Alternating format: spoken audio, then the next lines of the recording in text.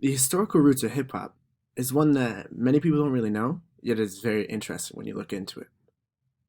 Today, hip hop is probably the largest and the most popular genre in all of modern music. For instance, festivals such as Coachella, Rolling Loud, and even Lollapalooza take the time to book the top artists from this genre of hip hop to headline their shows.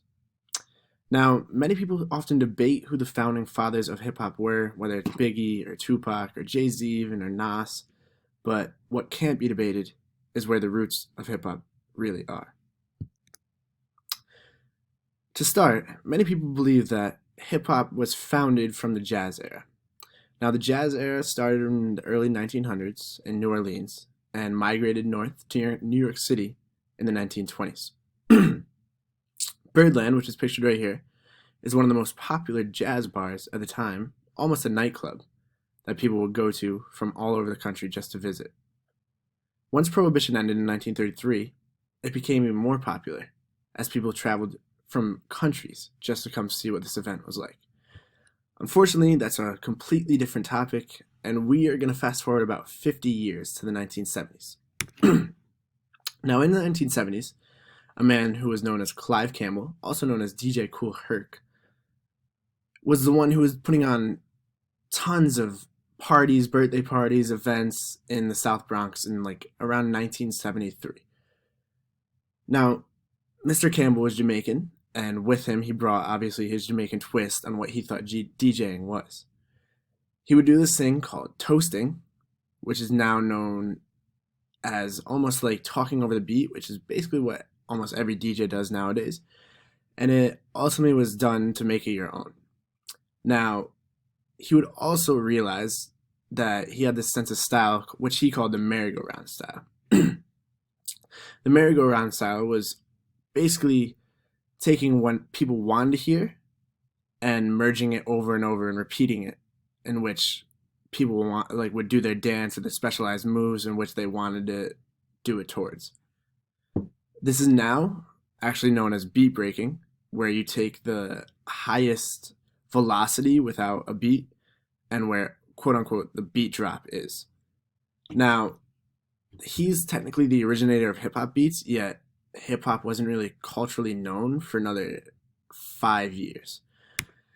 In that 5 year time span, some artists such as NWA and Ice-T, who are pictured on the left and the right, started to rap about social injustices that African Americans face in their society.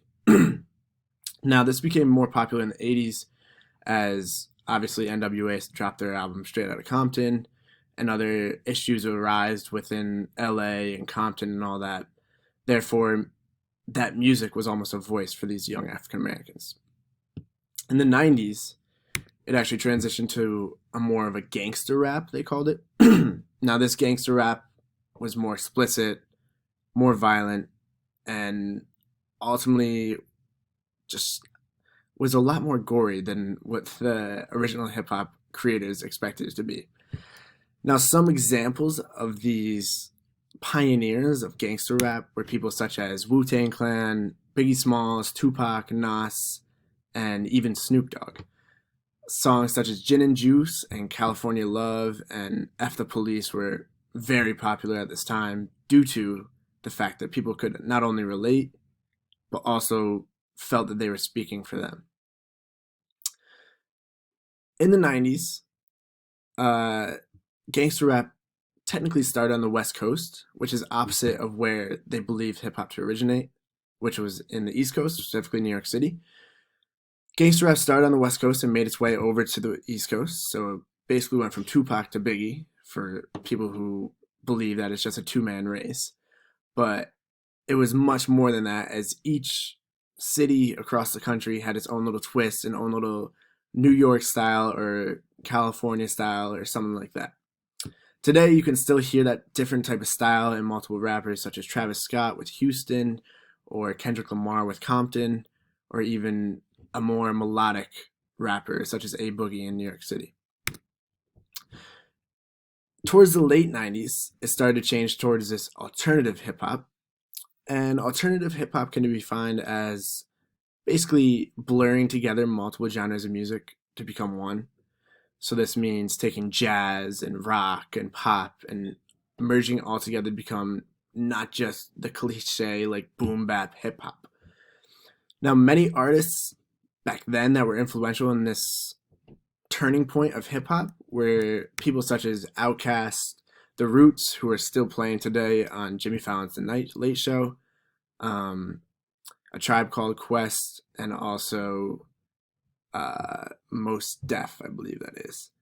But these guys really took a step forward in not only becoming their own type of music, but branching out from what people believed and really tied together with hip hop. Because originally hip hop was a message for young African Americans, and then it grew into this violent, sexually oriented, kind of just really secluded to specific reasonings for why this music was coming out. Now, with alternative, they became more joyful, such as Miss Jackson, and even became more of like a party type music, if you want to say. Now, this alternative music basically set the stones for modern music, and you can still see this alternative style used basically in every song. So some of these artists that still use this alternative style are people such as Drake or Chance the Rapper, Kendrick Lamar, and Kid Cudi. These artists are still very influential and even still show some signs of the original like explicit hip hop, such as I remember YG, who's a West Coast rapper. He dropped a 2017 album, I believe, called Still Brazy, and there was a lot of original hip hop ideas in that, such as like social injustices, and I believe there's one song called Cops Are Murderers 2 or something like that. But it still kind of exemplified that original hip hop way of bringing out what people thought was the reality that they were going through. And also during that time when the injustices and all this were happening, the media exemplified it as gangster rap because not really much media wanted to give it the attention that it was getting. And the artists at that time, the 1980s, early 90s, fired back, calling it a reality rap.